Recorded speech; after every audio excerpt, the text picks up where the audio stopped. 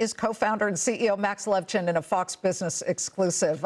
Max, I feel like you guys are now also in that same universe of Walmart and Target, et cetera, so that you can really get a feel of the consumer. And I know you love data and analyzing it.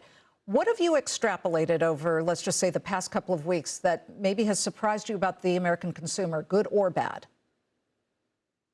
Well, great to be here, and I'm an august company if we're now looked at for economic analysis.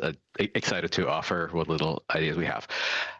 We had great growth last quarter. We just printed our earnings, and they were stellar.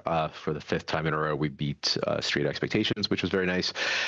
The standout categories last quarter, in particular Black Friday, Cyber Monday, were electronics and lifestyle, home lifestyle, which is interesting only because I think this time last year I would have said homewares, lifestyle, not growing so fast anymore. And so we took a break upgrading our electronics, getting new furniture in last year. We're back in full speed this year. For us, those categories both grew 40+% year over year, which is faster even than the rest of the business, which grew 36%. So those two big standout categories. We saw pretty healthy growth in services. We saw some really good growth in fashion and beauty, which is sort of a perennial grower. Probably the kind of always carefully watched category is travel and ticketing, and that grew, but not as fast as it did last year. And so for years I've said we're not done traveling the COVID off. Maybe we're normalizing at this point. So that's sort of a quick summary of what we saw last year. But generally speaking, I'm in no prediction business, and the president, certainly knows a lot about the future more than I could. But he's right, at least in the sense that the American consumer is doing fine. Looking at the demand for our service, looking at our repayment data, Americans are shopping, they're paying their bills, they're feeling pretty good. Well, Max, what do you say to maybe the people who look at buy now, pay later platforms and say, well, the fact that you are doing well and that your numbers are growing must mean that people need to spread out their payments? And to that end, are you seeing any kind of increase in not delinquencies, but people missing some of their payments?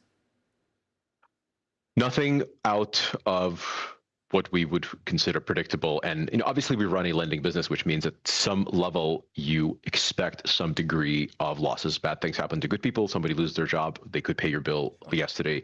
Today they can't. So there's always some degree of losses, but our losses relative, for example, to credit card industry are significantly lower. Our delinquencies are significantly lower, et cetera. And so that really answers the question that you posed initially. Hey, is it okay to have this buy now, pay later thing? Is it just another way to borrow money? It is, because it's better than credit cards. Credit cards are designed to allow you to borrow, pay now and try to pay for it forever, because the revolving just takes deliberate shape of this infinite curve of more and more interest. With buy now, pay later, in particular with Affirm, there are no late fees. There is no revolving. There's a fixed term, fixed cost, if any. Something like 37 some sort of our transactions last quarter were interest-free because the retailer subsidized the interest. And so it is a better way to borrow money, which all of us do. We're all financing something, be it a house or a piece of clothing. I contend, and obviously I'm biased, Affirm is the best way to do it. So, so long as you're using credit responsibly, you should be using Affirm. Yeah, so long as, that's the key. The big banks are in an absolute uproar ever since President Trump proposed that they cap, at least for a year, the APR at 10%, so that the interest wouldn't suck in people, because the average interest something like 19%, up to 28%, depending on the credit card. So tell me exactly how you view the banks, because they were really belly aching. They get billions of dollars in late fees from people who have to pay that interest rate.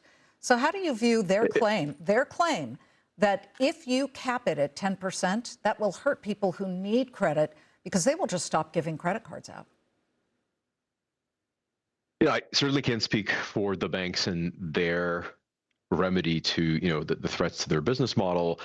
I will tell you that, in my opinion, the most important thing is less the rate and more the term. If you're allowed to revolve, that is interest on interest on interest on interest, for 10 years, doesn't matter if your interest rate is 5%, you're going to be broke by the end of it. It's just too expensive to allow these revolving. The reason Affirm does fixed term loans is because you know exactly how many dollars you will pay for the privilege of borrowing money. And that, to me, by far the most important thing. And actually, just recently heard a little bit of conversation coming from the administration about how revolving is now becoming a topic versus just this notion of a rate. A rate over 3 weeks, doesn't matter the rate. Any rate over 3 years or 6 years or 10 years, which is what most Americans end up revolving on, that's a real problem. And so I think the direction that the administration is taking, sort of having a hard look at what makes affordability or unaffordability work, is important. And my guess is, we're going to find out from the legislators what that really means. But directionally, I agree with the sentiment. I'm not sure legislators understand everything. they get a lot wrong, but you just shed some light on the revolving issue versus the rate, and I appreciate that. Good to see you, Max.